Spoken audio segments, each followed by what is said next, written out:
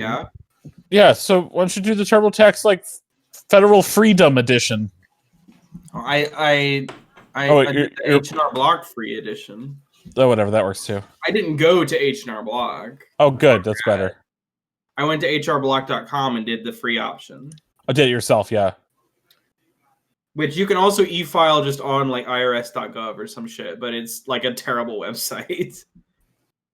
Yeah, it is. I still have to do my taxes. Hi, Mike. Come here, buddy. Come here and say hi. Mike? Mike has been really weird when he comes into the room I've been keeping May in. He like sniffs the ground and growls and leaves. Yeah, I saw the video of him sniffing your hand and hissing. Yeah. It was great. Yeah, he has been doing better since then. He's been playing with the kitten. The problem now is that he plays too fucking rough.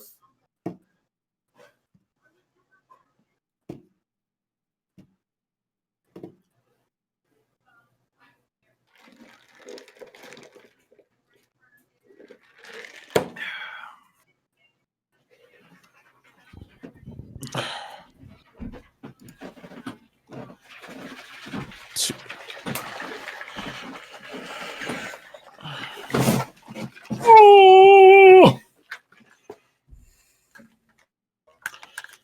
It's the most wonderful time of it all. What, are you on Twitch? Yeah, but the bitrate's still garbage. It's still all What the over fuck, place. Matt? I don't know. Did you listen to the last week's episode? I have not finished editing it, but I will say for the first, let me look how far into it I got. Well, that's not accurate because that's stab, but the first 20 minutes or so sounded normal. Okay. So because I'm almost certain that Twitch stores it normally. Yeah, and if anything's going to be fucked up, it's going to be the video, not the sound. Correct. Yeah, the sound is totally normal. I think what's happening, Matt, is the problem is that you're trying to stream like all of this video. God, my But eyes it are hasn't been a problem until like a week ago. I know. So I don't know. I'm gonna get a why headache it's so looking at noisy. Matt's camera, and I'm drunk, and my eyes are trying to focus it, and it's like I know it's not gonna focus, but my eyes keep trying to. All right, let's. I'm gonna do the thing where I get audio Is levels. this better? Yeah, I can't see color, so that's fine. So it just looks normal to you. Can I get 3D glasses, please? Maybe that'll work. All right, I'm gonna listen to the Twitch stream. All right, this is John talking. This is John talking at his normal volume and distance from the microphone. I'm way too loud. Yeah.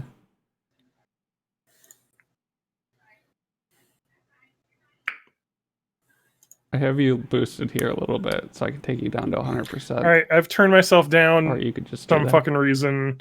My microphone was set to. I was set at 100. Why don't you? Here, I am turned down. This is John. All right, let's do everybody else. Hi, I'm Matt. I'm a llama. All right, I'm TJ. I've been hearing you guys as robots for the past minute, so I know you can't hear me for shit. Spanky? What's up, everybody? It's your boy, Skinny Penis.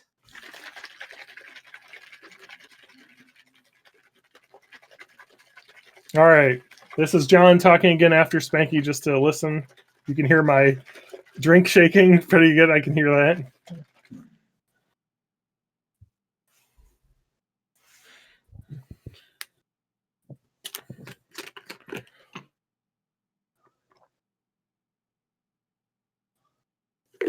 All right, this is John again. Can I hear TJ after John? Because I think TJ might have been a little bit louder than everybody else. Okay, TJ speaking here.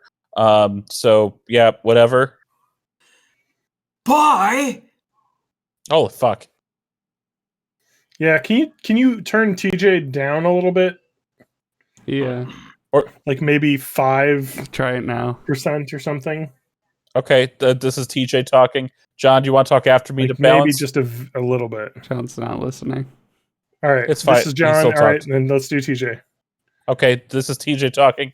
Like whatever I'm saying, starting soon or something. I can't hear you from that.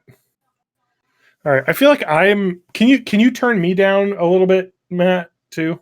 Yeah. Because I feel like I am always louder than this because I get more animated. I'm more probably talk like this. Oh my god, this is crazy. My dick's animated. All right. Let's do everybody. Everybody, let's do it. All at the same time? All right, let's listen again, All right, and then let's all I do go at the Matt, same and then time. TJ, and then Spanky. And then Matt. and then TJ. What the fuck? Oh shit, we fucked it up. Yeah, we did.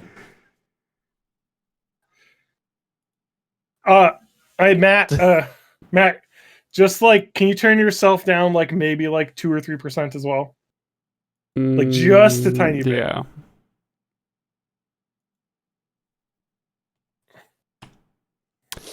How does this sound? Doopy doo. I think we're good. I'm only saying this because the last episode, I was. That sounds great.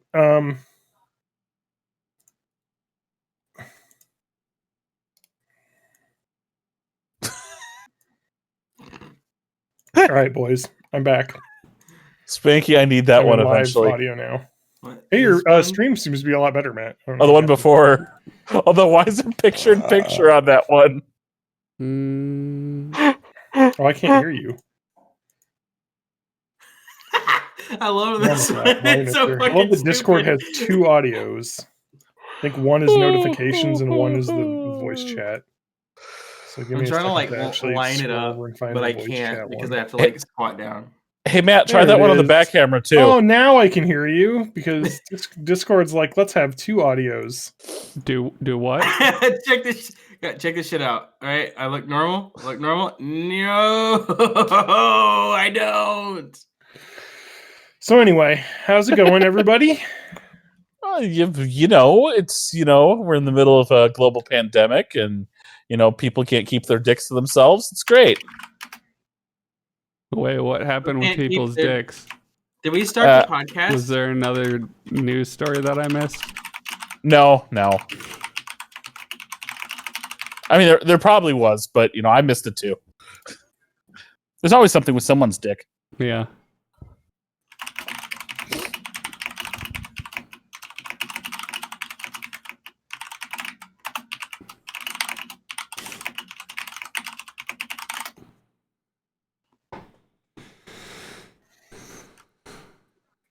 Sorry, I'm chatting to people. Stop Ooh, chatting. I'm blinded by the light. Maybe if you Remember when chatted I- more, you wouldn't get so- kicked out of so many guilds. So I edited. I was editing last week's, and I will say this: Spanky was so much louder than everyone else, and it was great. I Just feel like that's making the energy that I bring. no. I think what it was is I don't know what was up with the room that you were in, but it was like a fucking echo chamber. How does TJ have a better audio setup than you? Oh, I think it's because I had my door shut.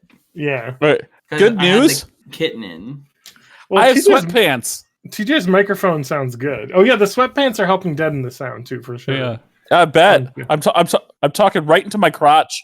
I like to mention that TJ has sweatpants and a tie. Yep. For those Business listening. casual. All right, well, we gotta get started. Boys. Welcome to Born in the Episode. Welcome to Born in the Episode. We're fucked. Let me get the We're clacker. fucked. We're fucked. Take already. 2. It's episode 320. No, 344. We had For episode something. 420 No, like a month 4 ago. 24. Right? Let me just look at the Audacity and see what I named this file. Okay, 424. Welcome to Born in the 80s, episode 424. I am your host, as always, John_Danger, joined by my beautiful and lovely co-hosts. Matt 424 Blaze it Hag. TJ tie and sweatpants May. And Spanky, born in the episode, works.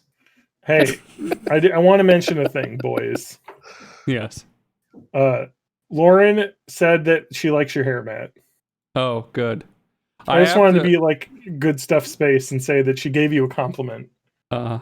It's I also like the blue hair. It's grown out substantially. So when you look like a Twitch streamer. Whenever I trim it, I'll have to like do the whole bleaching and dyeing thing again, which is kind of a pain in the ass. Yeah, I'm sure. I can't even, because you don't even have like light hair to begin with, right? No, or it's a little light. It's just standard brown. Yeah, just like standard German brown hair. Love that. Famous. I love the Germany. brown hair. Yep, that Aryan race brown hair that everyone knows. I like that I said I love Germany, and Spaggy just immediately had to go to the worst chapter of Germany's history.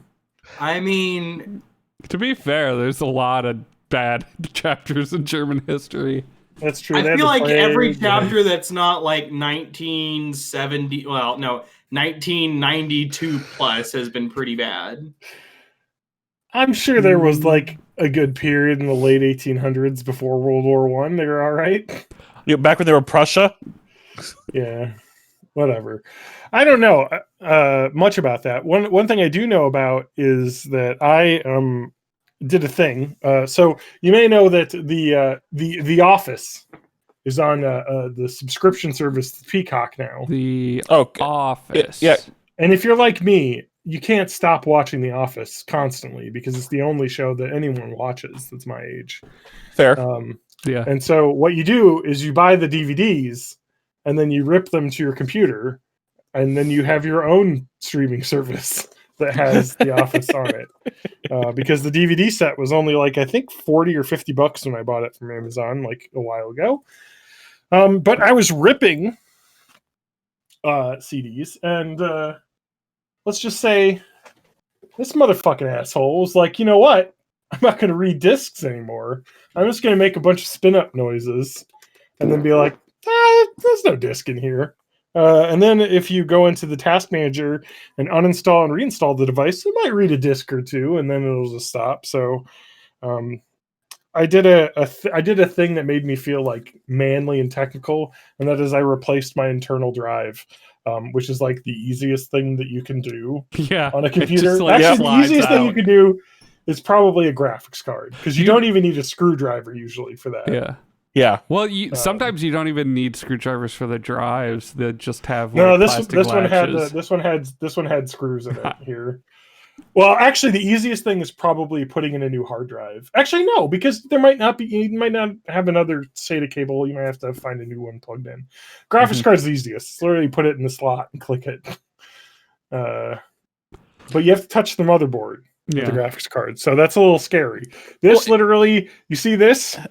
And you have to unplug you pull these two out, traces in there. slide this out, slide a new one in, and then plug these two in, and you're like, I feel manly. I can build a computer.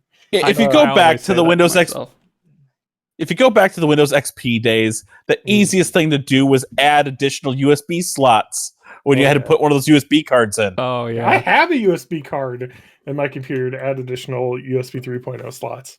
I'll tell you about that. I took my computer. Remember, if you guys remember Computergate? I remember it. Episodes of the podcast, like advocating for ethics and computer journalism. No, I think I'll tell you. I'm fairly certain that Computergate was pre-Gamergate, so it was just like we were like, remember when we used to make fun of Watergate and call everything Blankgate? Yeah.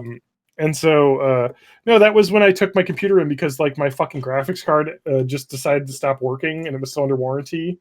And then my motherboard also wasn't working, and I was like, I'm not going to fuck with this. It's like under warranty for parts, so I'll just take it to a shop, and they'll like just do all the swapping, and I've got the parts for free. Like they'll just come down. Did they order 3 motherboards before they got one to work? 3 graphics cards and 2 motherboards. One of the backup motherboards they had was dead on arrival. The second one worked.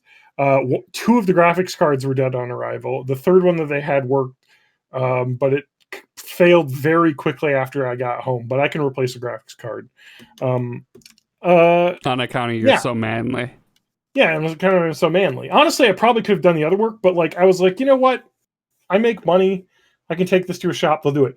If you remember Computergate, I believe I was without a PC for around 6 or 7 months. It took for them to get this fixed because they had to keep getting parts in, and fucking Cyber Power PC or Power Color, whoever made the fucking graphics card, kept sending out used units that weren't working. So they'd have to like, I would have had to deal with that personally, and that would have really sucked. And so I got to give a shout out to I don't even remember the name of the computer shop that did this.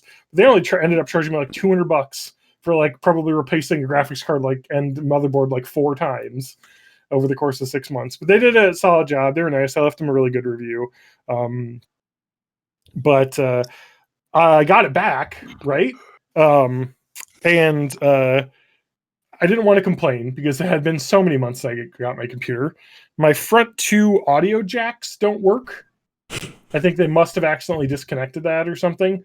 But I was like, you know what? I'm not going to complain. I have a set of speakers that have a built-in headphone jack on the little dongle thing, so it's like I don't even need these anyway.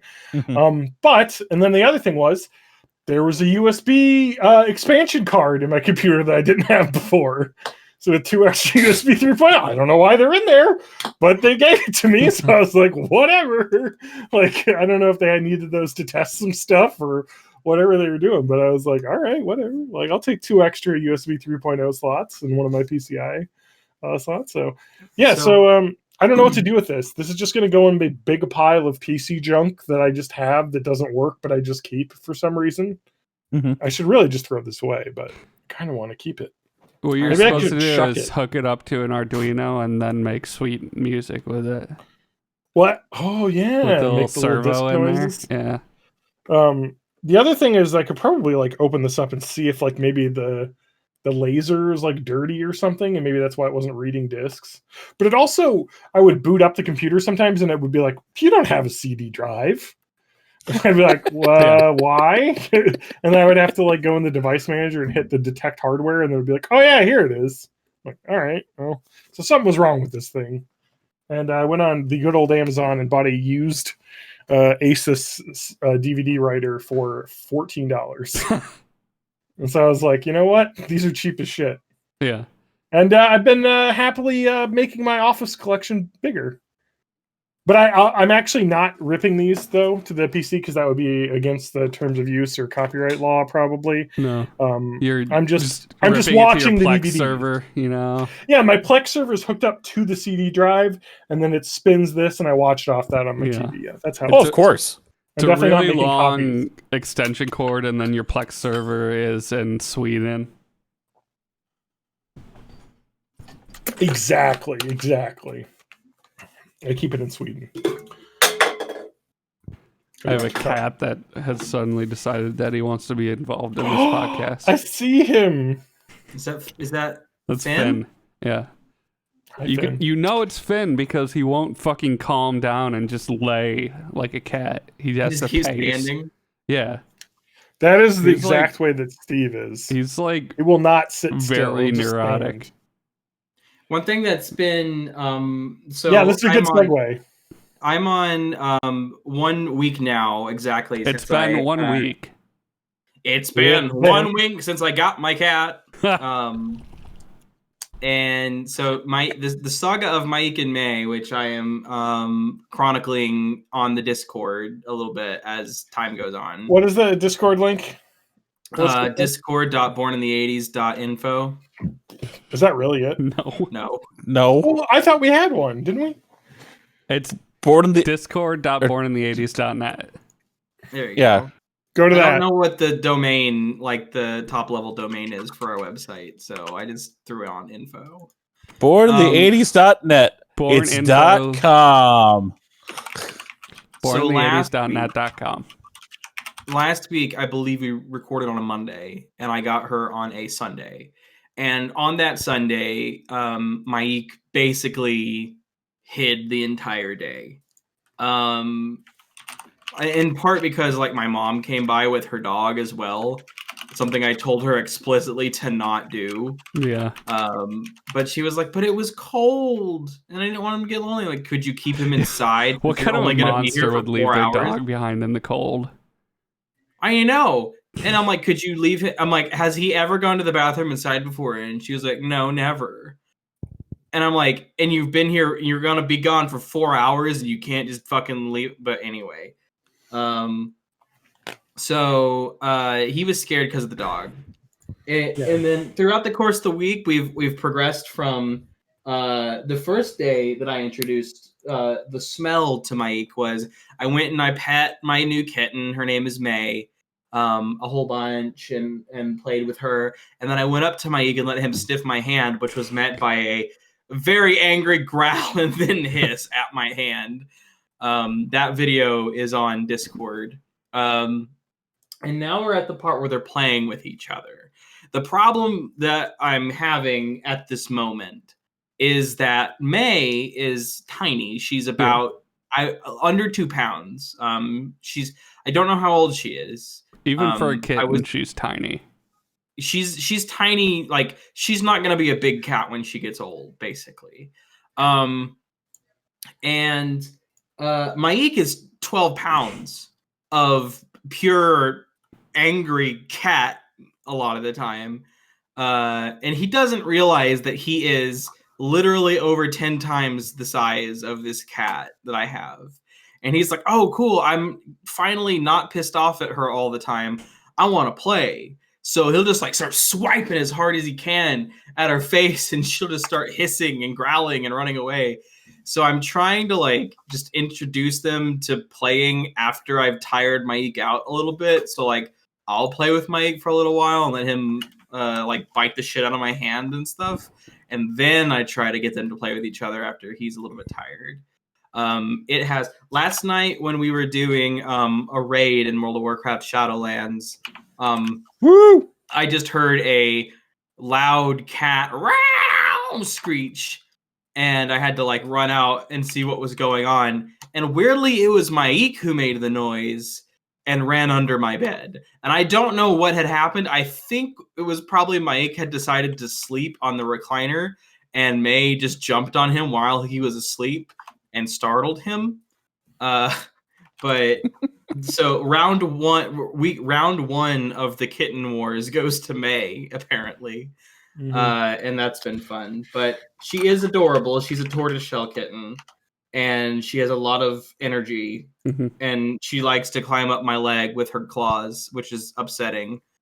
But I have missed having a kitten. I love kittens, and I haven't fostered a kitten or even had a kitten in like 6 or 7 years. So it's been nice to have a kitten. And when are you going to get your third kitten? My third kitten will be after May is old. Like, she's an old maid. It kind of seems like there's another kitten out there that could use a home. So yeah. I mean, if you're talking about the tabby kitten that was in the picture of what I sent with May, that's her litter mate. It's already been rehomed. Like, all right, fine. That one is no longer to get. But I think I may end up. I think I may end up with 3 cats eventually, but I don't want 2 of them to be kittens at the same time. So like, it's like a year old, I might get a third kitten. May, don't eat that. Come here, give that to me. No. Is it a cable? No, it was the ear off of a toy mouse that I got her. And she was trying to consume it. My cats eat stuff all the time like that. Yeah, so she has this bad habit of just like, there's something on the floor, I should put that in my mouth and swallow. Yeah. And I'm worried that she's going to eat something that she should not eat. But my experience with cats is if they eat something they should not eat, they throw it up onto not the floor, but something more important that's on the floor than the floor, or like your bed or a pile of clothes. Exactly. Yeah, they'll jump up on the bed. My experience is that they throw it up onto my bath mat. The rug in my bathroom is just the perfect texture for vomiting on or peeing on if you're Maik whenever he had his urinary tract issues. Like the only place that was comfortable enough for him to use the bathroom whenever he finally could was that rug. So that rug has been in the washing machine about 1,000,000 times. It's still kind of just a tiny bit will smell like cat pee if you get right into it, but I think that's molecularly like changed the structure of the bath mat, and I can't get it. I mean, yeah, that's probably the way it is. And there's not much you can do after that point. The pee rewrites the bath mat. Yeah, it's basically like it's like the retro or the messenger RNA version. Yeah, so it's like the cat piss vaccine for my bath mat. It's rewritten the fibers to just have cat urine DNA. Yeah, it permanently has the cat urine spike or whatever it's called, like spike the virus protein. Spike protein. Yeah, cat urine. Cat urine spike protein. Exactly. Sounds delicious. So there was a Nintendo Direct this week that I think DJ wants to talk about. Yeah. We got I was too busy listening to cat pee. Speaking of cat pee, so how's your Direct rocks piston? Oh, wait, cat scan. I didn't have any rocks. Oh yeah, you didn't have any rocks to pee out. No. Yeah. You just had to pee out your intestines or something. I don't know. I wasn't really fair. paying attention. Yeah, something like that. All right, who's got a good? You know what? I don't even give a fuck. I'm not gonna look up a good article. I'm just looking. I got a ticket to Smash. How about before we get into this, we take a minute to talk about our sponsor this week, Nintendo. You can go to Nintendo.com/born in the 80s to get 100% off of every Nintendo game. They're all free now. Yeah. That's Nintendo.com. Your uncle born in the 80s works at Nintendo, so you can get free games whenever you want, even before they're released. And even the ones that are only available in Japan. Mm-hmm. Yeah, so Nintendo released a 51-minute Direct this week, which only had 2 bits. It was a long-ass Direct. Yeah, I mean, there was a lot of stuff in there. I mean, I think we got the release I don't know if I'd say there was a lot of stuff in there. There certainly was a lot. I didn't say good. I just said a lot of stuff. I think we got a release date for... Did we get the release date for No More Heroes 3? I don't give a shit about that. I don't know what that is. It's a dickhole assassin with a fake Travis lightsaber. Travis Touchdown made out of he's got a dickhole lightsaber made out of a fucking fluorescent light bulb. I'm looking it up. I'm on a page. And then something aliens. I'm gonna go through every fucking thing. Let's go through every fucking thing. August 2021. Okay. So I feel like we should start off just like at the very beginning. And usually with these Nintendo Directs, they're like at the very end, they're like, we get one final thing, like Apple style, one more thing. And it's always someone new is in Smash. And for the past like 15 times, it's been a new fucking Fire Emblem character, anime swords person. And this time they're like opening with it. Like, here we go. Gonna open with it. Gonna come right out the gate. And guess what? Your favorite character that you've been waiting for in Smash for so long is here. Anime boob girl swordsman. Let's back up just a bit here. That is the beginning. People were hyped for they said that they're going to be a new Smash character, and there were people who were like, it's going to be Crash Bandicoot, or like all these other characters that were getting fucking hyped for. And it was like, actually Nintendo's just going to do the easy thing and take a fucking Nintendo owned property and do that. Yeah. And I don't mind that. Like, I don't mind that it wasn't. People were like, maybe it's going to be Waluigi. Maybe it's going to be Darth Vader. And like the thing about Waluigi in Smash is that it's such a meme now, but like in Japan, it's not a meme. And the people who make these games are in Japan, so they don't give a shit. Like if Reggie Nintendo was still in charge, he would get Waluigi in Smash. Wow. But now we have Doug Boozer. And boo, Doug. Yeah, Boozer. More like Doug Loser. I thought it was Bowser. No. Hey, that name's taken. The Nintendo Employees Guild Union makes them have different names now because you get Bowser's name out of your fucking mouth. Keep my name out of your fucking mouth. Dare. You dare talk about rotten Bowser recipe stealing bitch. Yes, you rotten recipe stealing. So there was anyway. So wait, what I was gonna say was just that I don't mind that it wasn't some like Crash Bandicoot or non-Nintendo property. The only thing that I was like annoyed at was that it's another copycat Roy, Marth, etc., anime swordsman, where like the down special is a counter, and you've seen it a million times before. That's it. That's the only reason I was upset. And like I wouldn't even say upset because I don't play the game enough to call myself upset. I was just like, really, Nintendo? Come on. Do we know it's going to be the down special, or is it going to pull a? Because when it comes to switching characters, they usually do that with down special. And I know Peach has a neutral special counter, so it might be something like that.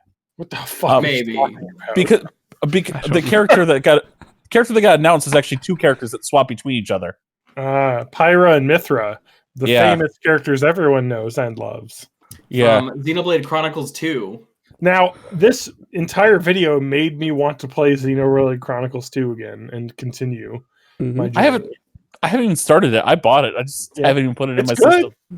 It's a JRPG. It's got the combat's more actiony. It's like Final Fantasy 15, where it's running around doing shit. Like, so we did, TJ. I don't know if we answered this or not. We did get a release date for No More Heroes 3, whatever that is. I did answer August 27th. I did say that earlier.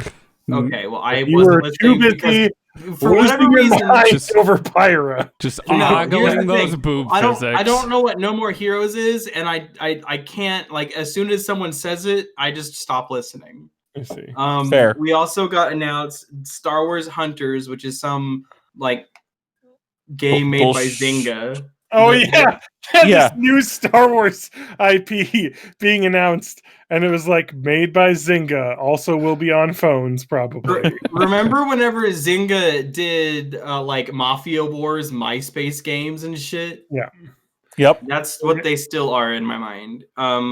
We had a new game from Annapurna Interactive called Neon White, which was that like card battling.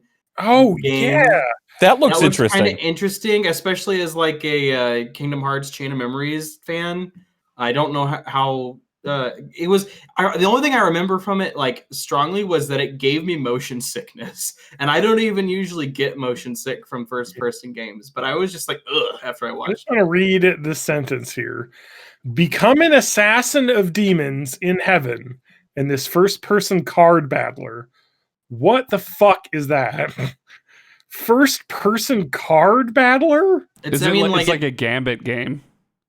Yeah, it's throwing cards. Like it's Metal Gear Acid. It's Kingdom Hearts Chain of Metal Memories. Gear Acid wasn't even first person. That was third. I know. Yeah, they're just going crazy on this. Then they announced DC Superhero Girls Teen Power. You're wrong. It's DC Superhero Girls Teen Power. That's what I said. Let's roll it back. Coming out June 4th, 2021. I don't even know what the fuck that is, and I do not care.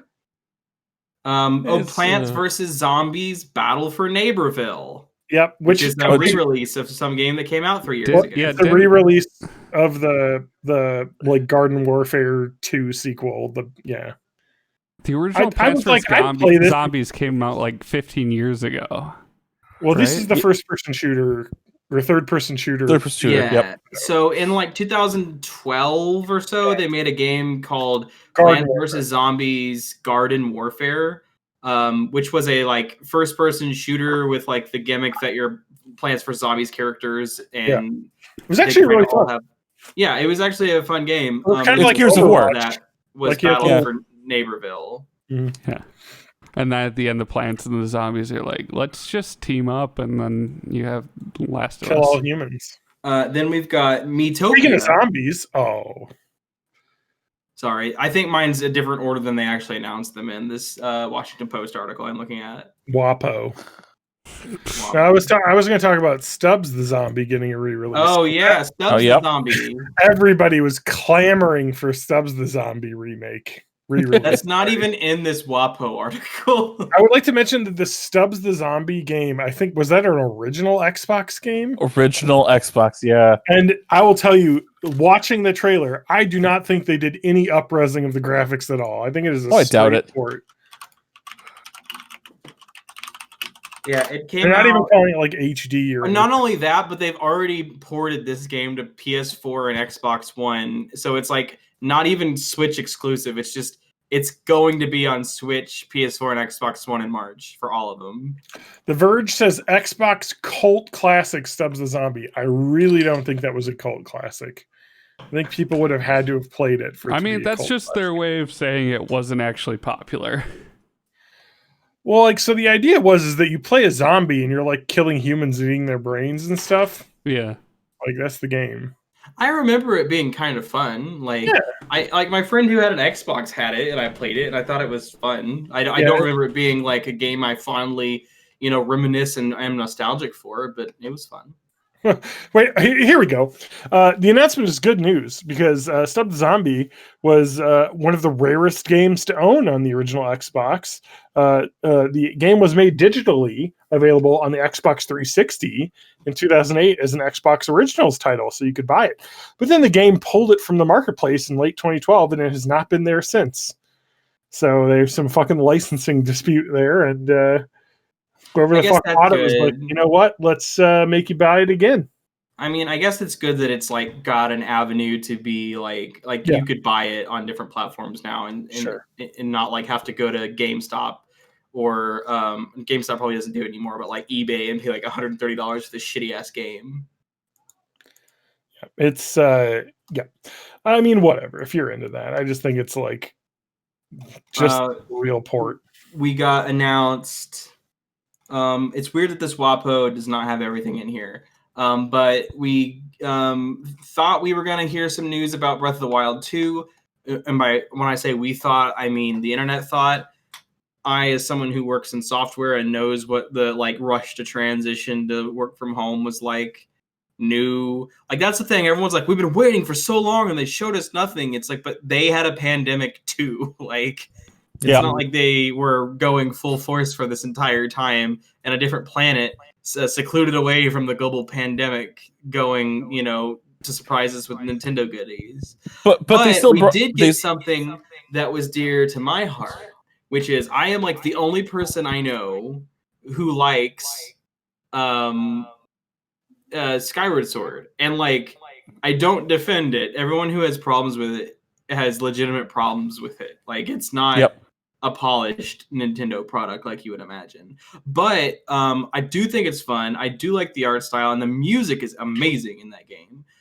So it's nice that it'll be able to be played by people without the weird Wii Motion Plus controls, because they have added the option now that this console has a right stick, which the Wii did not have, to do that motion slicing shit with just the right stick rather than having to do it with the Joy-Con or Wiimote. If I do get this game, I'm just nervous about taking down those stupid what are those large black things with the toes? Whoa. Hey, come on. Well, so they were called what were they called? Chaos? No. That's... Oh no, it's Chow's. Chow Garden. No. It's where Ganon came from. Oh, I forgot it was its name. Oh, he came from Cuba. He came from a lab in Wuhan. Demise. They were Demise. It's Demise. That's not what I'm thinking of. It's those it was Demise, and you had he would escape from his pit, and he would chase you, and you'd have to hit him with the toes, just shove him back in the pit. Things with toes. Come on, Google or Bing. Sorry. Ganon is a fictional character and the main antagonist of Nintendo's Legend of Zelda video game series. He's imprisoned. In his Gerudo humanoid form, he's known as Ganondorf and is the final boss in many Zelda titles. I tried to look for the thing that you were talking about. I just found a bunch of Princess Zelda feet pics. Okay, cool. I'll link those to the Discord, and we'll get the views rolling in. But no, I've only fought the imprisoned in Hyrule Warriors, so I don't know how the battles work in game. So Yeah, so they were like, we're gonna make Skyward Sword HD, which is cool because I mean, I think Skyward Sword. I think Spank and I were talking about this when we watched the direct. It was like I really like the art style of that game, and I like the setting, of the flying around and going between islands and stuff, sky islands, and lots of cool shit in that game. Like, Skyloft is cool, and you get your typical high school bully right at the beginning of the game. Yeah, it's Groose is awesome. Yeah, Groose is a great character. And so I like a lot about this game. But yes, the one thing that was annoying is that it was like you had to have motion plus sword swinging. The other thing that's annoying is a character known as FE or Fee. And F is whatever. FI. FI. Whatever it is. She was like, remember, listen. Oh, Navi? Yeah, what if listen! But instead of an annoying noise, it actually stops gameplay and gives you a text box? More than that. What if that, but like constant? I mean, like literally, you would walk into a fucking room in a dungeon and be like, all right, let's get started. And Fee would be like, hey, guess what? There's a treasure chest over there. You should go and hit the A button on it. And it's like, I fucking play games. I know what I'm supposed to do. And then you get over there, you hit the button, and it'll open, and she'll be like, guess what? This is a treasure chest, and there's treasures inside of this chest. So you should look for these when you go around. It's just like, it's the most insane over tutorializing in any game I've ever seen. Remember to take a break every hour of gameplay. It's just insanity, and they didn't announce anything about that. I really hope that they're going to say they fundamentally change at least the gameplay to the point where you can have a expert mode or something where you can just have her prompts like turn off, basically, because it is stupid how much she interrupts the one thing that makes me think that they might actually make some of these changes is that whenever they released Wind Waker HD, they made two very big changes to the game that made it more playable. One of them was they introduced the Swift Sail, which makes you sail faster. No, I think the Swift Sail was in the game, but I think you didn't get it till way later. Nope, it was not in the game. Okay. And the second thing was for whenever you're collecting the Triforce shards, basically some of them you have to dig up a map and then go take that map to Tingle and then have Tingle translate the map and then go get the shard. Yep. The problem with that was you had to pay Tingle like 600 rupees. And the biggest wallet you could have at that point in the game was 999 rupees. So like you'd have to like get a map, farm rupees, and then go and do Tingle and then do that and then like repeat the process a million times. This time they changed it where there's like only a few charts and the rest of them you get the Triforce piece just from where you would normally have gotten the chart. So it made that part of the game way less tedious. So since they made those changes for Wind Waker HD and they were really good quality of life improvements, I'm hoping that they will make similar changes to Skyward Sword where like either there's a mode or they tone down the tutorializing of Fee or at least like have her be more like Navi where instead of actually stopping gameplay and popping up in front of you, it just gives you like a notification where you can like opt into that.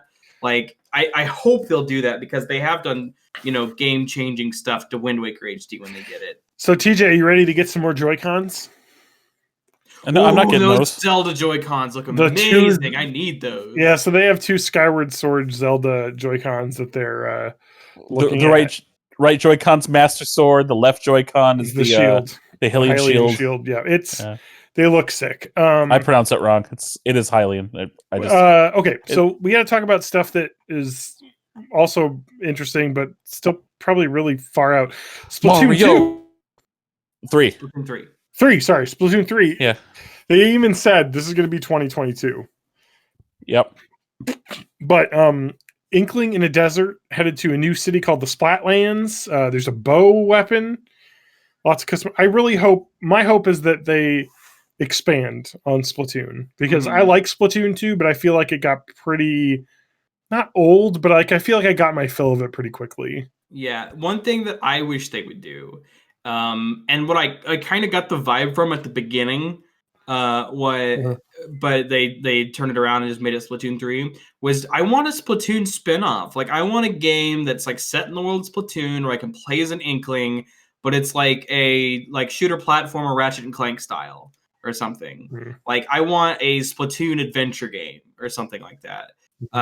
Just a spin-off in the sense of like Captain Toad Treasure Tracker, where it's like they might never make a sequel to it. It might be its own thing. But I want one because I love Splatoon and the art style and the music and like the shooting and the paint and everything. I think it's fun. But like it's multiplayer, like matchmaking shooter, like, and I don't super love playing that. I mean, I enjoyed that. I felt like there just wasn't enough modes to keep me interested playing, as well as like I feel like the character unlock progression wasn't like satisfying enough to keep me going. You know, like a Call of Duty, you know, with the leveling system keeps you wanting to keep, I didn't feel like the Splatoon would grab me as much with that. Like, maybe it was because like a lot of those rewards were tied to like a weekly updating shop. You know, so you'd have to like if I really wanted to sit down on a weekend and blast through some Splatoon like 2 and have fun, it would be like, well, I got the 2 maps that are open today. And, you know, like, it's just like, it was like, they had like a system where like, we want to spread out the content in this game, you know, to keep people coming back. But it also meant like, I don't know, it just was like, I'm not going to log in every week. Something that I liked about that I like about Splatoon is that like I've always been bad at multiplayer shooters. Like I was bad at Halo, and I played that a lot in high school, and then in college I played Battlefield 3 and Battlefield 4. And I've always been just fucking dog shit at them. Like I can't play them. I suck. I just have no game awareness when I play those kinds of games. And in Splatoon, you kind of don't have to. Like it's kind of not as bad as Mario Kart, but it's kind of designed where like if you spend like 3 minutes using your weapon in like the test course so that you know how it works, and then you point it at bad guys, you'll probably get some. You won't top the leaderboards, but you'll probably do good things. Like you won't just like every time I play Battlefield, I'll just get sniped a million times, and my kill death ratio will be like 1 in 15. Yeah, I like Splatoon. I'm looking forward to them doing more, and I'll definitely probably be buying it. Let's talk about another game I think we're all looking forward to. Mario Golf Super Rush. Hell yeah. This was by far the highlight of the direct for me. I love the Mario Golfs. I June really 25th. do. One of the reasons I brought my GameCube back down here is just so I could play Toadstool Tour again. Yeah.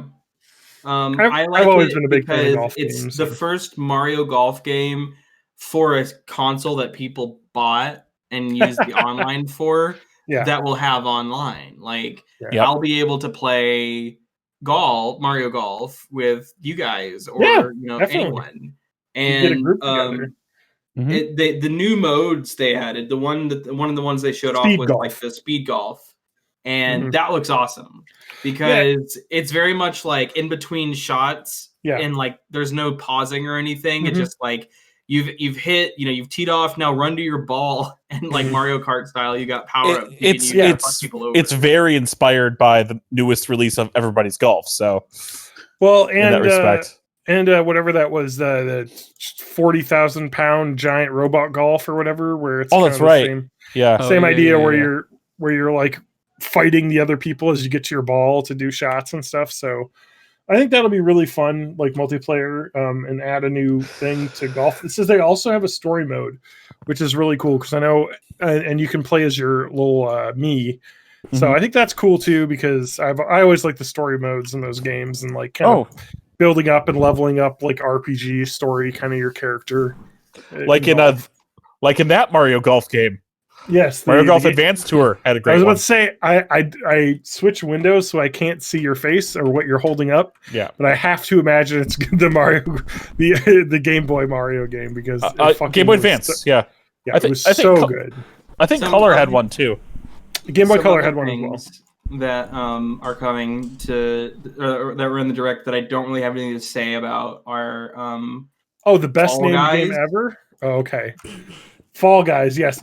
I like that they have Fall Guys will be coming out summer 2021, only an entire year after it came out on every other console, and I bet nobody is playing Fall Guys anymore. Well, yeah, I haven't heard anybody talk about Fall Guys in many months. I think it was just PC PS4. It's now this summer coming out to Xbox Switch. It's like, why did they it must have had an exclusivity thing with PS4. I mean, I know it was a PlayStation Plus game, but at launch. Yeah. Then there was Famicom Detective Club. TJ is excited for this. I don't know what it is. It's 2 mystery games originally released on Japanese Nintendo. They're redoing as a more modern visual novel, also known as the Family Computer. I don't give a shit. Famicom. Then we've also got Capcom Arcade Stadium. You guys ready to pay a bunch of money for fucking arcade versions of games a long time ago? Yeah, so this is kind of a lot like, it feels a lot like, I'm the only person that loved this and played a ton of it, but the fucking what was the name of the Xbox 360 arcade Game Room? Remember Game Room for Xbox 360? Yeah. I bought so many Game Room games, and I loved. So the Xbox, talking about Family Game Night? No. Xbox 360 had an Xbox Live title called Game Room, and it was where you could buy old like arcade games, and they would come with like a cabinet, and you would build like your arcade and put like the cabinets down, and they had like the 3D art for all the cabinets.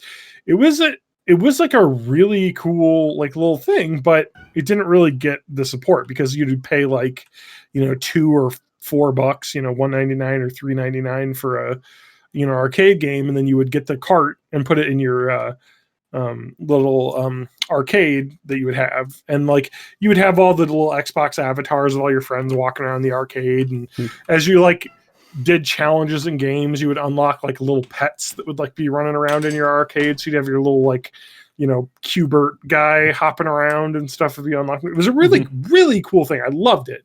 It was one of my favorite things, and I had so many games, and I actually remember it like being one of the times I actually like got way into like old games, because they had like Atari games. Like we played like Adam and I played Yar's Revenge and would like trade high scores. Like it was like, this actually feels like what I was supposed to be doing, like, and enjoying these games, and I liked it. But it didn't get support. I mean, like you didn't get a lot of stuff. I've looked up the Wikipedia, and this is the sentence, and it makes perfect sense to what you're describing here. And it says Microsoft promised at least 1,000 virtual arcade cabinets over the subsequent 3 years following the game's release, which was in March 2010. Despite Microsoft's promise, there has not been any new games or other content since Game Pack 13 on December 22nd, 2010. So they said, for the next 3 years, we're going to keep releasing new games. And they made it almost an entire year. And they said, this is not worth our time. It was really fun while it lasted. I mean, like they would put out a new game pack. You could check them out. You could try every game for free. I think you had like a certain amount of like goes on a game to try it and see if it would be something you'd be interested in. And I think honestly, Spanky, they originally had planned this to be some sort of microtransaction thing. They never got it to go off. Like the idea was you could pay like 10 Microsoft points, like a quarter, to play a game if you didn't want to buy it outright. But that never really took off. So it just sucks because I really liked it. And I'm really pissed too, because I don't think I can even download it anymore on my Xbox 360. So also in the Direct, there was no. But I want to talk about Capcom Arcade Stadium.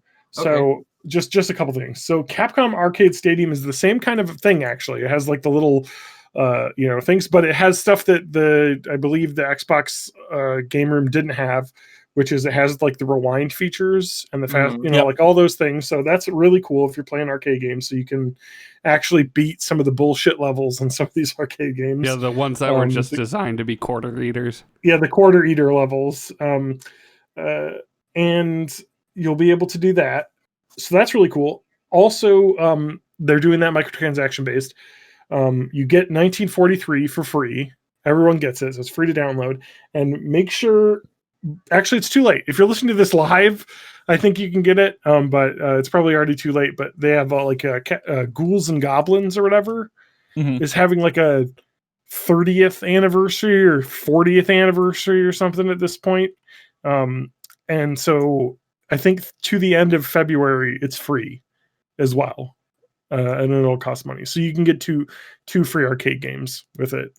Would I get into the other ones? Probably not. They got some Street Fighter titles. But the library isn't huge right now, but I think the idea is that they'll expand it.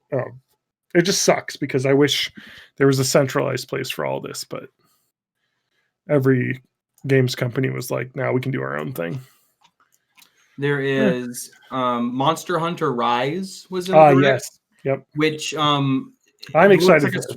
It looks like a Switch game. It's weird looking at like Monster Hunter World and looking at Monster Hunter Rise, which came out afterwards, but the Switch is a mobile console at heart. So, it's not as graphically powerful as a PS5. A couple things, because this is actually more information, because we had information on this before. But Monster Hunter Rise, seems like there's some monster capturing stuff in here where you can ride some monsters, which is pretty cool. Yeah. But this is actually one of 2 Monster Hunters coming out this year for Switch, because they're doing the sequel to Monster Hunter Stories from the 3DS. Oh, yeah, nobody cares about that. I kind of like Monster Hunter Stories. I know. I remember seeing the trailer for that and being like, "What the fuck is Monster Hunter Stories?" What was the game called that we played last year sometime? Monster Puncher. Monster Puncher. Mm-hmm. I called it. I called it Monster Puncher. Mm-hmm. So it was fun to play that with you guys, but like it was very like Epic Games microtransaction-y. Yeah. It felt like really tedious and like, oh, if you want to like get better, then you can, pay for Epic points or whatever, or you could play this game every minute of every day to be like one more level higher. And I think it's going to be nice to have a game like Monster Hunter Rise where like it's the same kind of gameplay, but it's not like, there's the progression makes sense and it's not designed to make you pay the money. Mm-hmm. They added. Go ahead. Nope, you go ahead. I'm moving on. I was just saying they added Super Mario costumes and items to Animal Crossing. Animal Crossing. Oh yeah, including like a warp pipe that you can put on your island. Yeah, the warp pipe's cool because like traveling or traversing your island kind of sucks sometimes. But say having like a warp zone where you can go to like I'm gonna go to my orchard or I'm gonna go to my wherever, that would be cool. They're doing Samurai Warriors 5, which is the spin-off series of Dynasty Warriors. I just can't even believe that like they're still putting those out, you get that. Tales of the Borderlands as well, Tales from the Borderlands, which came out like 4 years ago. Apex Legends will look real shitty on your Switch, but you'll be able to play it in March. Legend of Mana, a series that I like. I like. This was the PS1 one, wasn't it? Legend of Mana was PS1. I know. It looks like is it like a mobile version that they made that they like the graphics? No, you're thinking of Saga Frontier. Saga Frontier remastered. Yeah. Does not look great either. It's got that like we made a phone game. Legend of Mana was a PlayStation 1 2D pixel art game, and it looks like it did. Actually, it looks a little better. Like I think they redid the backgrounds, but the characters are still sprites. But Saga Frontier was also PS1, so yeah. Outer Wilds coming patch. Oh, that's a good game. I need to finish that. It is a good game. I also need to finish it. It is on Xbox Game Pass, and that's where I was playing it. Miitopia, I think you started talking about, but Miitopia is a game for people who like Miis, which is the only one I know is Ewan. Ewan loves Miis a lot. So, and I didn't even realize that Miitopia was a 3DS title originally. Yes. Yeah. And my guess is they're going to re-release this. It's just a port of the 3DS, but it's going to be $60 instead of $40. Guarantee it. I definitely can see that. Nintendo likes to play that. Ninja Gaiden Master Collection, which everyone was asking for, I guess. I'm not good at these. Yeah. Yes, the best named game of all time. The people who brought you Octopath Traveler, another incredibly well-named game, bring you Project Triangle Strategy, which looks kind of like they're like HD, like 2D isometric like Octopath art style, but like with what looks to be like a Final Fantasy Tactics style gameplay, which I like. I'm interested in that, but it's also like they're like it's going to be in 2022. You can play a demo. It's like, okay, well, all right. I'll play a demo for a game that'll be out next year. I do think that there's something about this because Octopath Traveler was two 8-letter words. This is also 2 8-letter words. They're going to stick with it and they're just going to keep this name. Yeah. I know it. Triangle Strategy. We're going to hate the name now. Name. I'm not going to yuck their yum. Okay. Also, I don't know that I've ever cared. Like, for example, there's a video game series that I like whose name has almost nothing to do with anything in it, and it's called Kingdom Hearts. Never heard of it. Oh, that's that game that's about those like kingdoms that have their hearts that you have to like the Heartless. I, as an avid fan and lover of the lore of that shitty game series, could not tell you what Kingdom Hearts is. I have no fucking idea. It's the heart I don't know, but I just know there's 3 of them. There are actually 3 of them, not the games, the actual whatever the words are. Well, we're almost through the whole thing. More importantly, Bravely Default 2.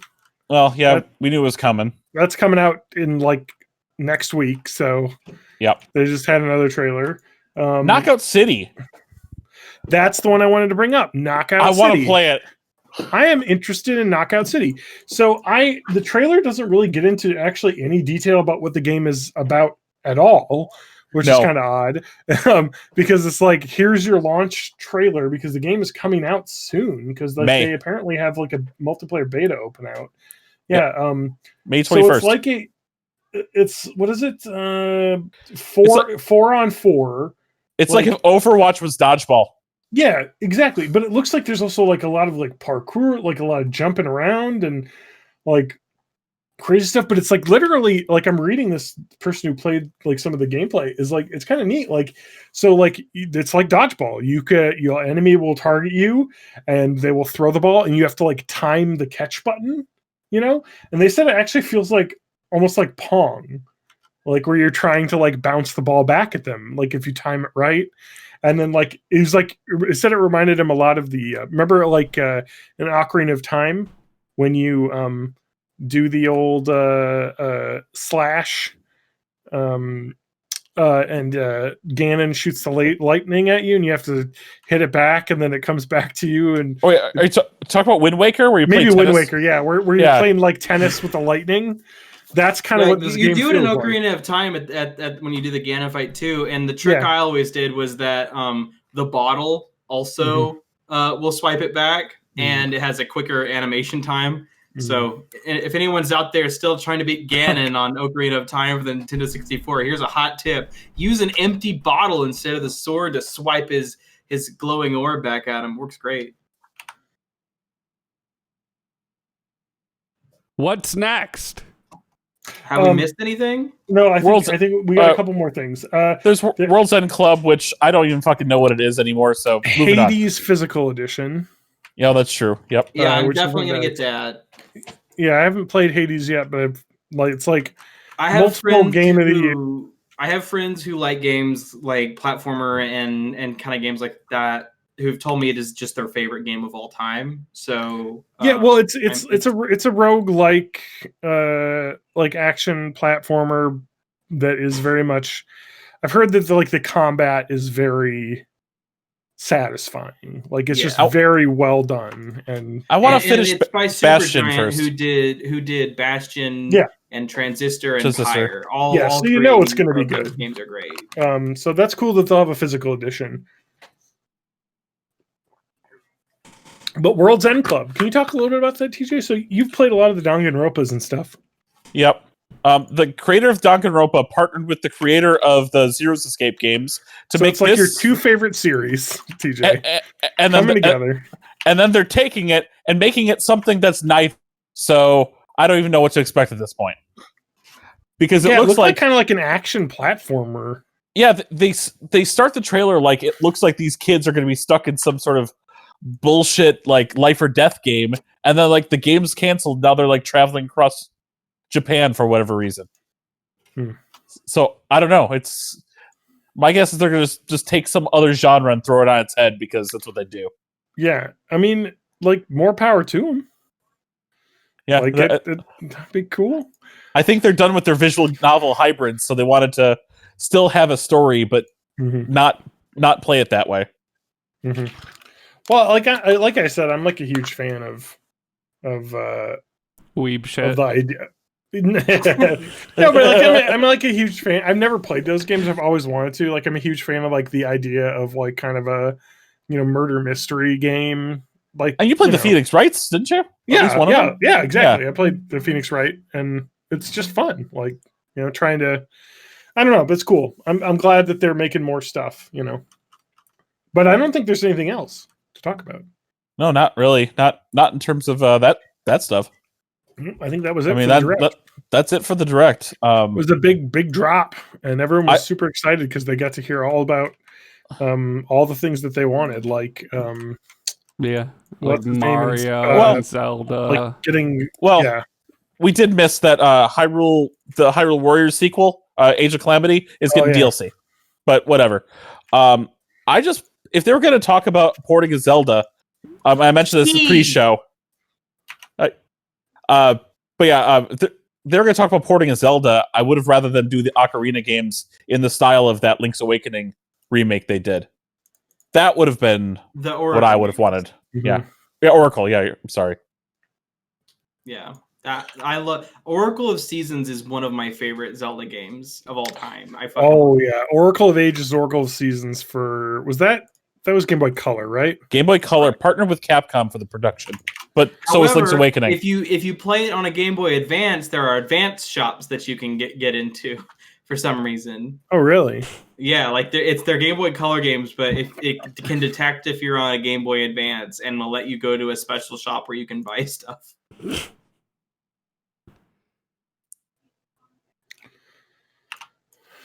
I didn't even know that.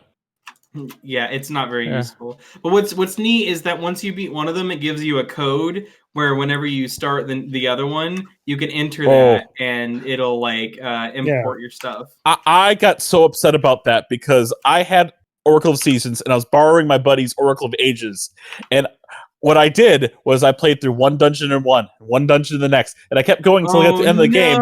And when I found out at the end, you put a password to start a new game in the other, like, fuck. Yep. And then then once you've beaten the game, either of the games, with a password, you get a final dungeon, which is pretty cool. And you fight Twin Rova and then Ganon. Mm-hmm.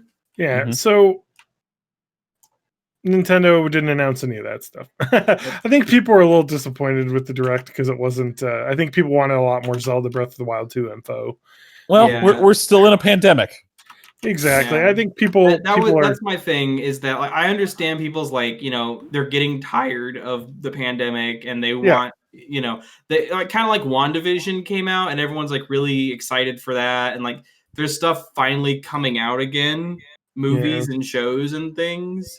And it really like, WandaVision's great and all, but like, can you imagine if they like put all the episodes together into like a 2.5 or 3 hour like mega episode or something, or if like maybe we didn't have to wait showed it in some kind of place with like a giant TV and really loud. I just want to say that I fucking like Marvel fans are the worst. Like it's like fucking so brain dead sometimes. Like anyway, man, WandaVision's got like 2 episodes left too. That's almost over. Yeah, Disney Plus. I've been watching it. Cool. I binged all the available episodes like Thursday, and I really wish I had waited for the other 2 episodes to be available. Yeah, so I could just do it all. Speaking of binges, I've officially made it to the part in my Simpsons binge where the episodes are just bad. Like the show has got, I've gotten through the golden era and I've gotten through the decline, and I'm just at the part of the Simpsons where the episodes are all bad now. I'm halfway through season 12. And I've seen the season 12 Christmas episode, and I've seen the season 12 Halloween episode, and my whole entire goal of this because I was just gonna stop after like season 10 and say that's the show. It's done now. Is I want to see every episode that Dankamus has made a remix of. And the Is Cat Now is in the end of season 12. It's like season 12, episode 20. So I was like, fuck it, I'll just watch 12 seasons. And season 12 is kind of hard to get through. Like the episodes now are just really stupid and bad. This is the part where Futurama has started taking off. It's about to get its renewal for seasons 3 and 4. Everyone's liking that, and Groening and the rest of the writers just do not give a shit about The Simpsons anymore. Is where I'm at in the show. So that's been my experience with The Simpsons. Is that it was good, and this is a controversial take, I know, but it was good, and now it's not. That's my take on this. Well, we've got you're an impartial data, right? Because the rest of us watched it as kids, so it could just be like, oh, the ones that we grew up with and have nostalgia for it. Those are the ones that are great. But nope. Yeah. You're here to say no, they're actually worse.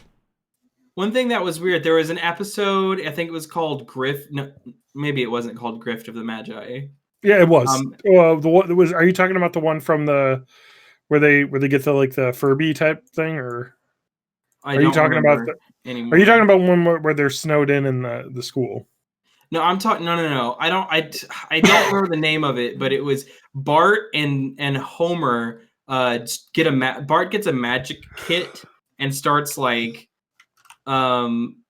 basically he tries to do magic for money and can't, but people give him money out of like pity or whatever. So then him and Homer decide to just start grifting people, and they like put icing on a pillow and like have Bart pretend to be blind and like bump into someone and drop the cake, which is actually just the pillow. And anyway, that episode has a part where I think it's that episode. It's in season 12 somewhere, where literally Michael Jackson comes up and is like, it's Michael Jackson. Like, it's not voiced by Michael Jackson, but it is Michael Jackson. And that's the joke, is that it's Michael Jackson. And it's like, why is it okay to have literally Michael Jackson on screen, but you have to take off the episode where he did a voice cameo for a character that wasn't Michael Jackson? Like, what the fuck, Disney? It's almost like you Disney have no only standards for this. It's almost like they only remove episodes after like it's blown up on Twitter and a bunch of people are mad at them. It's probably algorithmic. It's just like to figure out which episode is causing discourse and delete it. Well, it's almost like Disney like would take a director that has made them like over grossing $1 billion on 2 movies and then fire him from the sequel over some tweets he deleted like 4 years ago. Yeah, and then later quietly hire him back because they're like, that died was really, down a little bit. Really stupid decision, because he immediately went on to go make a sequel for their rival DC. Like, it's just like, what the fuck are you doing? Like, fucking A, dude. Like, anyway, I just think it's funny. And then they fired Gina Carano just for saying what we're all thinking. She's not going down without a fight. Oh, she's a fighter. Yeah, the Daily Wire and Benjamin Shapiro. Like, she's going to be in Ben Shapiro's movie, where this short but still very buff cowboy is going to like teach her how to be a real woman. I don't know what his movie's going to be, but it's going to be called Dry Pussies. It's going to be like, actually, my wife's pussy is not dry. No, it's going to be a Western called It's Dry Noon. Episode title. Wet ass P word. Wet ass P word. Oh my god, what a fucking rube. It's Dry Noon. It's Dry Noon. That's what his wife says. Is the Gina Carano doing a movie with, like, is that just a joke, or is that a thing that? No, she has signed a movie deal with Ben Shapiro's company, The Daily Wire. But why? I mean, I don't know. Because she can't get hired by other normal companies because she says some like anti-Semitic stuff on Twitter. Does he actually make movies? No. Okay. No, he The hasn't, co-founder but he of- wants to. Okay. No, the co-founder of the company who like started the podcast with him or something like that has a film degree, I think. And I think that's as far as that goes. Okay. So this is like an I'll make my own casino kind of thing. Yeah. So I think there's a really important thing to know about this that I don't think is, but actually, Ben Shapiro actually tried to be a screenwriter and failed. Hmm. So now, So that's now why he he's doesn't like Hollywood. yeah. Let's see this if we can get. I'm just looking up this. This is on Indie 100 here. Of all the figures in the American conservative movement, or better or worse, Ben Shapiro is one of the most fascinating. I know I've read his his Wikipedia biography, and it's like he went to college at age 17 or 16 and left school early and shit. So let's make no illusion. Even though the man himself Shapiro comes from a privileged background. He grew up in L.A., where both of his parents worked in Hollywood. His father was a composer, and his mother worked as an executive for a TV company. His cousin, Mara Wilson, was in Matilda. You can tell that they have very different opinions. He went to private high school in LA, graduated at 16, went to University of Los Angeles and Harvard Law School, and graduated political science at 23. He set up his own media consulting firm and written syndicated columns for national newspapers when he was just 17-year-old and written books. But most of his books were this kind of bullshit that you would imagine he would be into. Was this 2004 book was published, Brainwashed, How Universities Indoctrinate America's Youth. So is that like an adventure story? Some YA despite stuff? this, he could have been a very different. Despite his overwhelming success in political commentary, there was a brief period where he was working on being a screenwriter. There's a clip shared by video editor and YouTuber Vic Berger. He had interviewed Connie Martinson in 2011. He was promoting his book.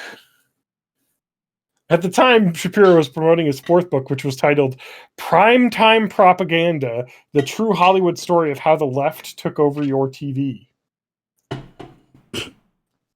Okay. Oh my God, give me this fucking idea of what the script is about. Here we go. So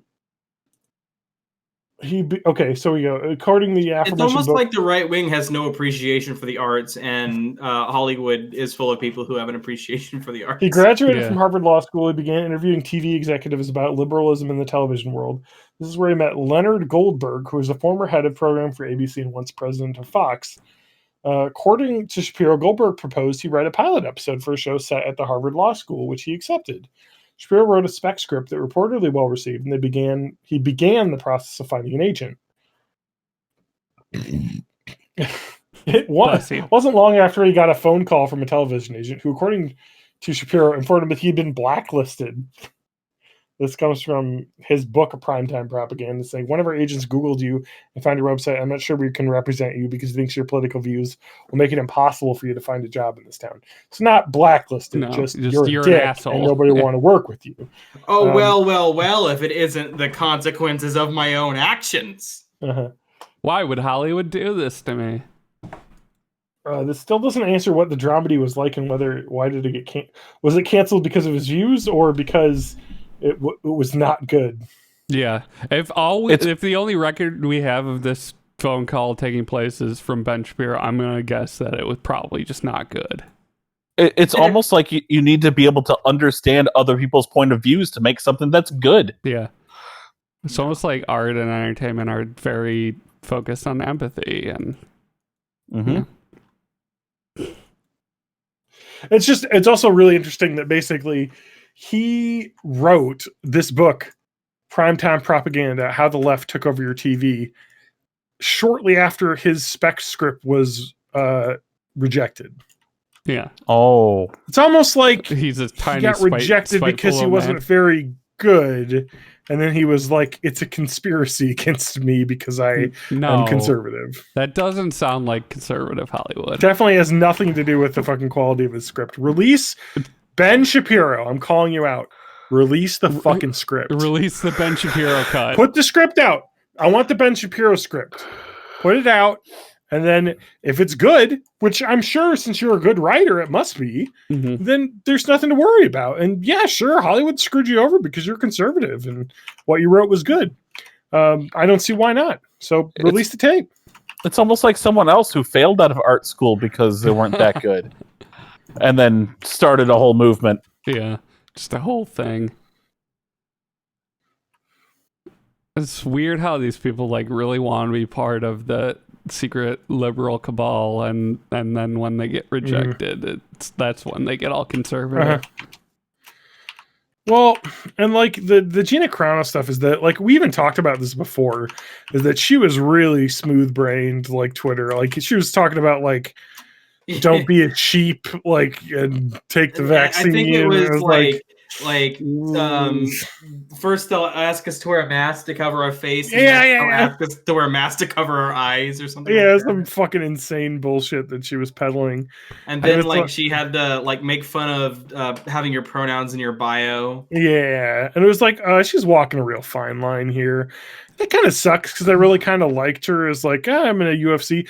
And like people are like, oh, she's a terrible actress, and I'm like, I mean, she wasn't bad. She was good. Like, she didn't have range, but like, exactly. She plays one character very well.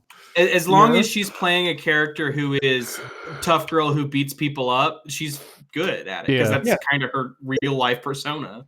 And I always like that, like female. Well, actually, it turned out her persona is tough girl who is really keen on comparing everything to the Holocaust. Yeah. That's what her character really turned out to be. I don't get why people that are famous and like working with giant brands like Disney, why they even have social media. Like, just fucking, if you think crazy shit, just shut up about it.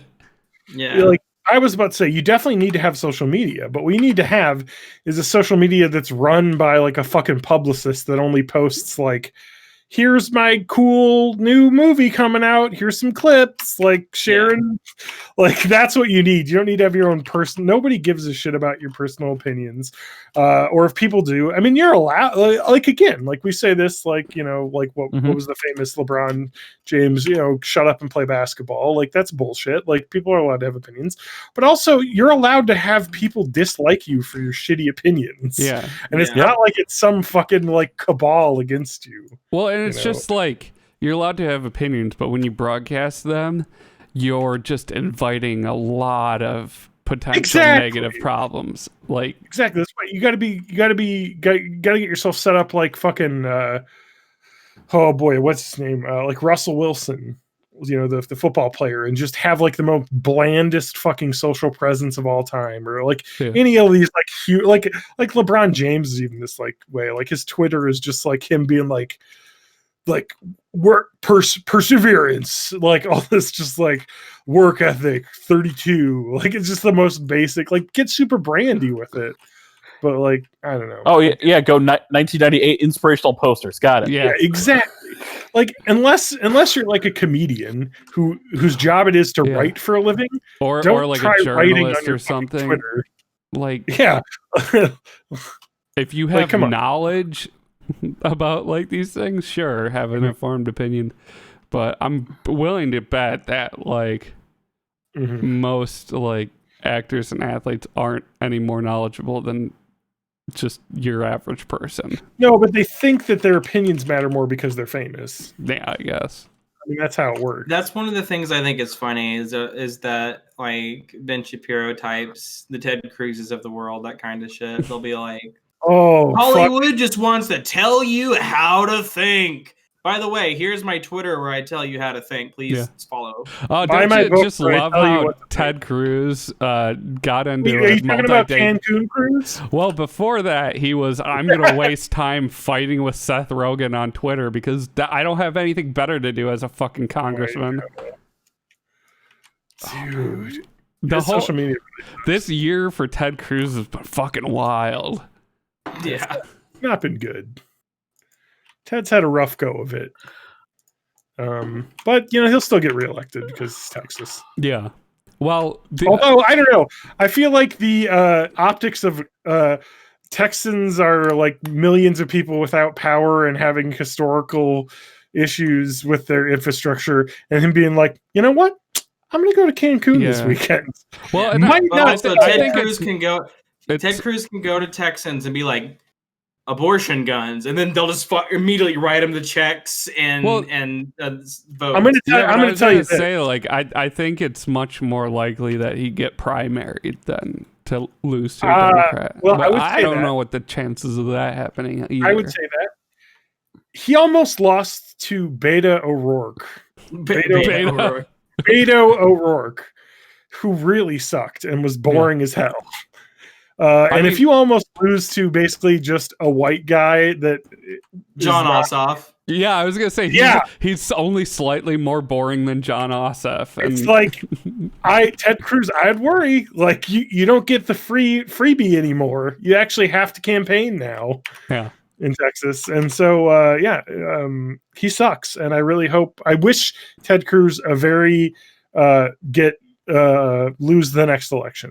That's there's you remember, you don't have to get Texans to vote Ted Cruz out because there's a shitload of people leaving California and heading for Austin because they're sick of California. Much cheaper to live there, and they have a lot of especially now when everybody's working from home anyway.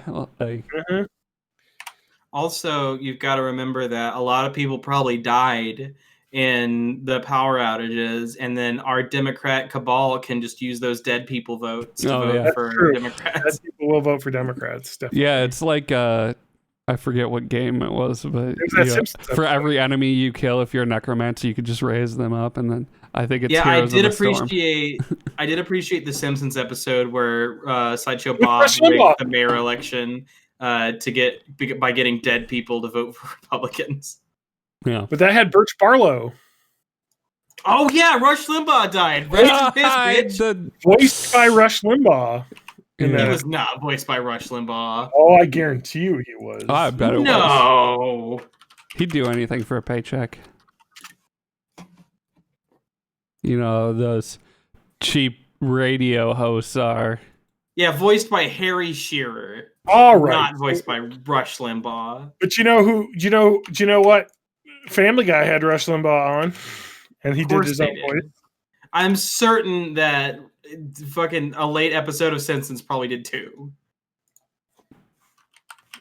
Yeah. I gotta say, Rush Limbaugh was a pretty good. Are you gonna say person? No, I was gonna say pretty good corpse. No. Recipient of the Presidential Medal of Freedom. No, if I remember correctly on Family Guy, his character was like secretly super Democrat was like the plot. He was a good sport about it, I guess. Yeah, it's almost like he's a psychopath that doesn't believe anything, it's almost like he's just doing what got him work. I've gone to simpsons.fandom.com, the wiki for The Simpsons, and I've gone to the Birch Barlow page. I've scrolled down to comments, and 2 days ago, there's a comment from someone that says, "Why did he start trending?" Why did Birch Barlow start trending? Yeah, and I guess this person just didn't know that Rush Limbaugh had died. Man. How lucky to be the person that was able to bring that joy to that person. Let them know for the first time. I think that the takeaway here is to live your life in such a way that after you die, the entire internet doesn't start tweeting hashtag rest in piss. That's like, if you've made it that far, you've accomplished a lot in life.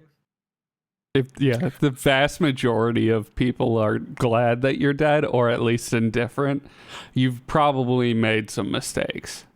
Yeah. You guys want to talk about Korra? Yeah, I think it's about time. I think we should. We did talk about a tough girl who beats up people, so let's talk about the better one. Yeah.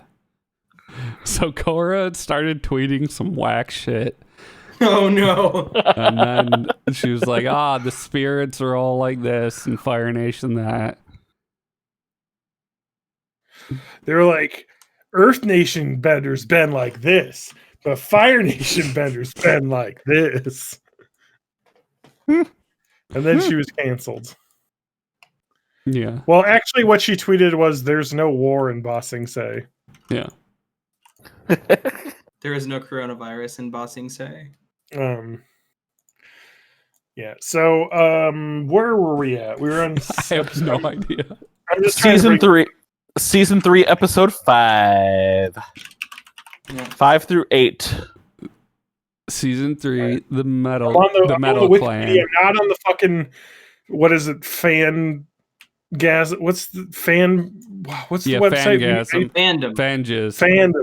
Wiki fandom site where it's like 800 chapters long title. Yeah. So this is The Wikipedia was just like, here's a paragraph.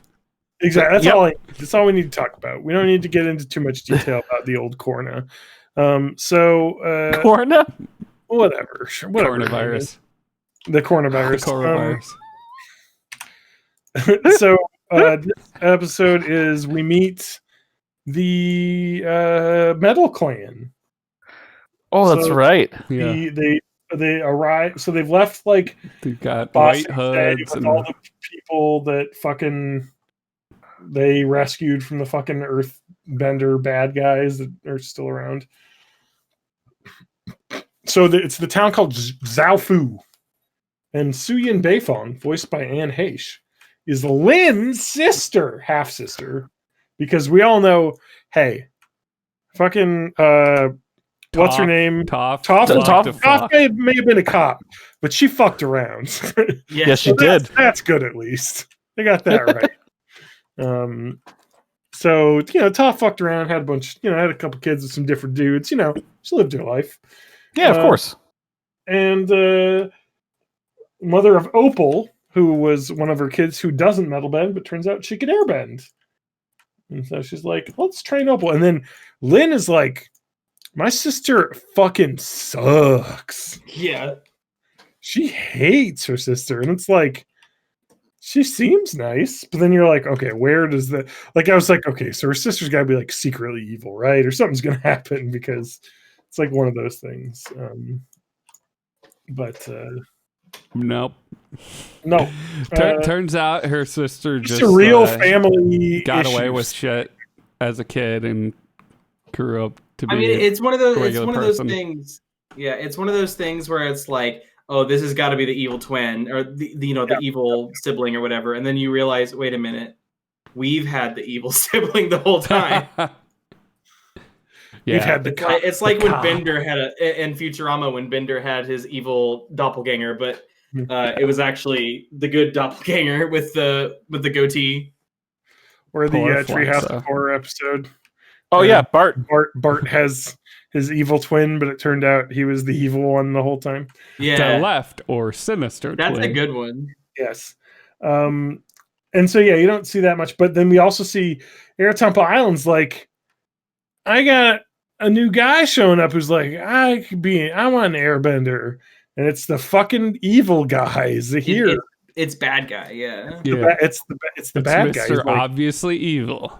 yeah, he's Hi, like, I'm the most evil looking guy.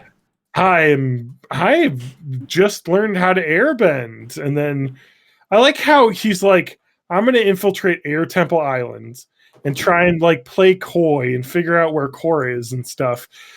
But what I'm going to do is be like a rip shit awesome airbender immediately and be extremely suspicious. Like, dude, what the fuck? Like, you should probably just like not own everybody, immediately, and then maybe people will be like, oh yeah, he could be a real guy. Let's send him to Korra instead. He is like a new airbender, right? Then he got his powers while he was in prison. Well, he was self-training for probably quite some, Yeah. well, He's just- for however he's many just real months fucking since the good at convergence. Yeah. And I think even before that, he had been like studying the craft, like the theory of it, just to like know everything. Mhm. Yeah, he seems to know a lot of lore about history of the Ava universe or whatever planet they call that planet. The Ava universe is where the people live. Terra planet? I don't know. Anyway, so we go into the next episode, and then Su Yin's like, I can teach you battle bending. And what's his name? The cool guy who's my favorite character. Bolin. Bolin's like, I always thought metal bending's cool. I don't know. He's like, I love it. He's very cute. He's like, I don't know. I don't want to try, but he's like, he wants to learn, but he's afraid to fail. Yeah, basically, it's very, very cute. And he's like, and they're like, no, you can try it, and he's learning. Guys, correct me if I'm wrong, but in this episode, or maybe it was end of the previous one, they mentioned how Korra will always like to learn metal bending, and they're like, oh yeah, you can be the first metal bending avatar. Didn't she metal bend in the first season to get out of a trap from? She did, yes. Yeah, did she just forgot about that? A wizard did it. Wait, what did she metal bend in the first Didn't season? she get out of a fucking the prison that Amon put her in? Amon's people put her in. No. It made it seem like she was going to metal bend. She used her thing, her armband or whatever, so that she wasn't grounded. Hang from the ceiling of it, and then whenever they hit it with the shock stick, it didn't get her. So whenever they opened the door, she jumped out. That was how she got out. She didn't actually metal bend, but she was talking about I could be the first metal bending avatar, and she couldn't get out. But I do remember when that happened. I was like, oh shit, this is where she's gonna metal bend, and then no, she actually learned it here. But then you learn like Lynn's like basically has to like I love Lynn Beifong as a character because she's just anger lady. She's just an avatar of anger, and she's like, I'm so mad about everything. And my sister, and they're like, you know what? You should go to therapy. And she's like, never. And he's like, well, maybe you go to an acupuncture. And she's like, fine. And she goes to the acupuncture guy, and he's like, I'm gonna need more needles. Like, it's fucking crazy.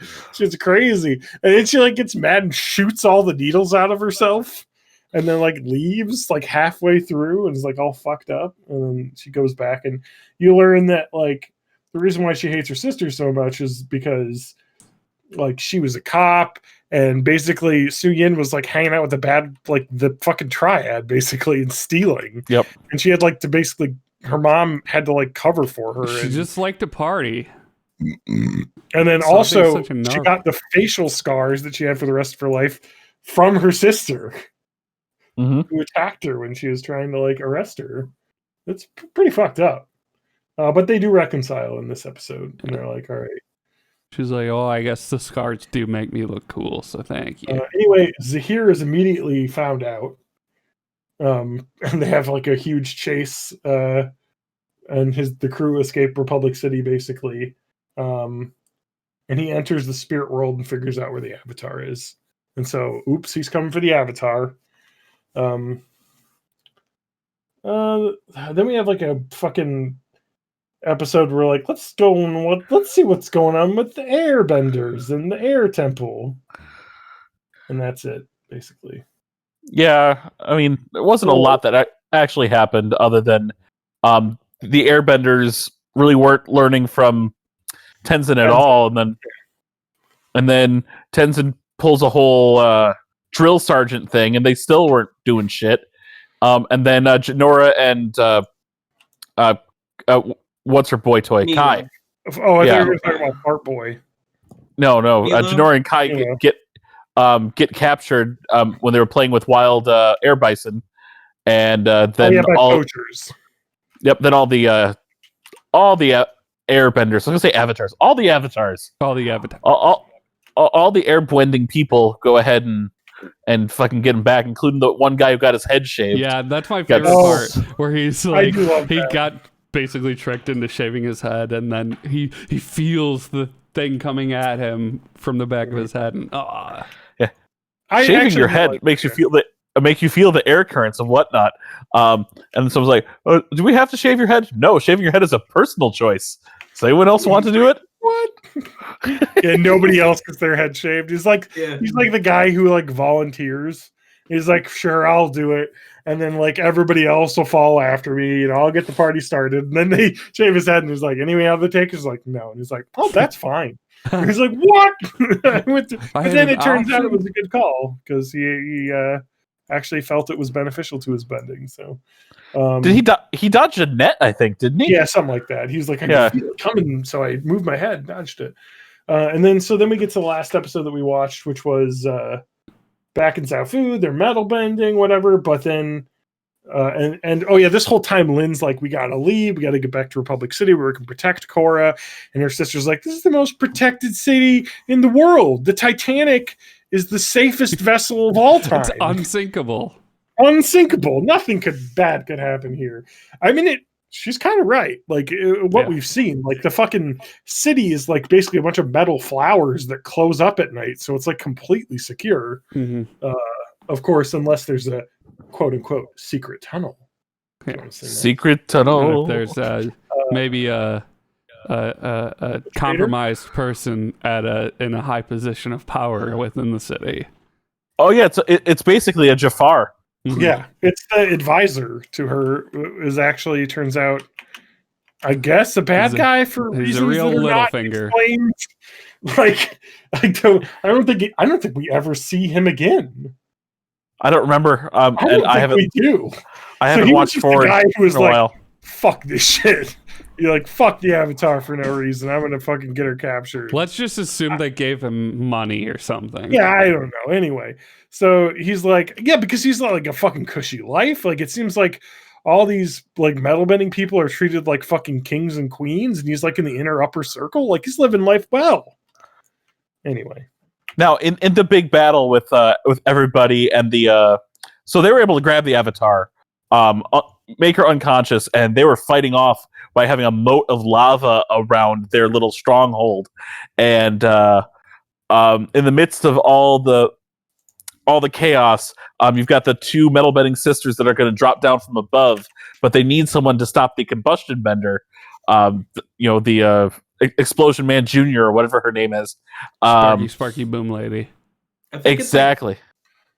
Pewin? Something. But Bolin just shoots this one pebble in a perfect shot and just gets her, and that gives the Metal Sisters enough time to get Miss Avatar back again. That fight was pretty badass. All right, are we gonna go 5 episodes to the end of the season? Or are we gonna split this 3 and 2? I've already seen them all. Let's do 5. Yeah, let's just fucking do let's them just finish the season. Yeah, for sure. 5 episodes. So you're gonna watch episodes 9 through 13. 9 through 13. So 9 through the end of this season. This is basically Korra fighting the quote Red Lotus, which is the like 4 like commies. The bad guys. It's bad commies. I'm so excited for next season. Not just, by the way. Not just the hair, but also the voice of the quote unquote. Well, I'll say antagonist. I don't want to say villain. But I'm excited to remember what I watched years ago. So, all right.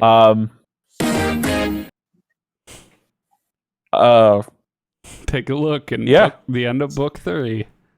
So outside of rewatching the 3rd season of Cobra Kai again, I did actually watch. I'm subscribed to the College Humor paid service Dropout, and I watched the whole 1st season of their Dimension 20 Fantasy High. So now I'm getting into watching D&D, and it's making me want to play it. Oh, nice. D&D's good. I know Corridor Digital's doing a D&D series where they're gonna like do special effects and shit, and like I assume they're just gonna improvise shit and then later go on and actually kind of animate some of this stuff. But yeah, watching D&D is fun. I like to listen to the Adventures on Boys. I'm one of those people that can't watch D&D. Yeah, I can't pay attention. Well, it's not even that. It's just that I played so much as I just want to play. I'd rather play. Yeah, my thing, like I've tried to listen to Adventure Zone 6 million times, and I'm just, you rolled up, and now we're at this thing that you don't know. I'm just like, oh, we're at a castle now? Like, when did that happen? And I just get completely lost because as soon as they start talking about like, I'm going to roll this. What did you roll? Do you have that spell? What spell are you using? Okay, but then this guy does this, and then he jumps over this thing and I just start tuning out until they start talking about like the shit that's actually going on again. Yeah. And then they're like, all right, so now we're in this car chase. And I'm like, they're not cars. When did we get cars? Battle wagons. Come on. It's fantasy. That was the Battle Wagon episode of Adventure Zone is literally when I stopped listening to the podcast because I'm just like, when did this happen? When did this happen? Yeah. Anyway, so good old D&D. Be nice to be able to play it in person. I'm playing tomorrow night with my group. Yeah. And we do it over Roll20 and it's not each other's mouths. No, well, we're doing it over Roll20 because we're not. It's a pandemic. I have an old Roll20 account. I haven't done anything with it. Honestly, it might be worth going. We might actually be able to go in now because the case rates have dropped so much. Like it's really getting better out there. Spanky's distracting everybody with a kitten. A kitten? I think it's time to end. Right. It is time. She's just a bundle of joy. And if you want to see this adorable black and white, beautiful Bambi kitten. Yeah, is that like a tuxedo? Oh, sorry. No, you can see her. If you can see her head, she's got like the brown. Full of. Definitely got that manic kitten energy. Yep. Full of knife fingers that kittens have. Little needle claws. Yeah. I forgot how their teeth too. Their teeth are like tiny little needles. Oh, the first time she bit me, she drew blood, and I was just like, I hate this. I have a pair of sandals that they're like a weird foam thing, and they got a ton of tooth marks in it from a kitten I used to have.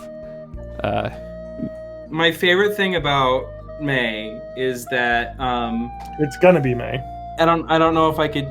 There we go. She has one toe bean, one singular toe bean that's black. Oh yeah. Oh, she's a real cutie. And if you want to see more, that is discord.bornintheeighties.net. Definitely that works. .co.uk.info. .com. .sex. And I'm May of May. You can find me at matthegmusic.com. matthegmusic.com. Working on some secret projects. You'll see. Secret projects. Bye, everyone. I'm stopping the stream now.